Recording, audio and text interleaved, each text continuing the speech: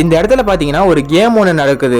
கேமை நடத்துறோம் பாத்தீங்கன்னா அந்த கேமோட ரூல்ஸ் எல்லாம் சொல்றோம். அது என்னன்னா மொத்தமா அந்த கேம்ல பாத்தீங்கன்னா 3 கூண்டு இருக்கு. இந்த 3 கூண்டையும் ஓபன் பண்ற மாதிரி 3 பட்டன்ஸ் இருக்கு. அங்க இருக்கிற 3 கூண்டுல 2 கூண்டுல மட்டும் சிங்கத்தை வந்து அடைச்சு வைக்கிறாங்க. மீதி இருக்கிற ஒரு கூண்டுல என்ன பண்ணுவானுங்கன்னா ஒரு பொண்ணை கூட்டிட்டு வந்து அந்த கூண்டுல பாத்தீங்கன்னா அடைச்சி வைப்பானுங்க.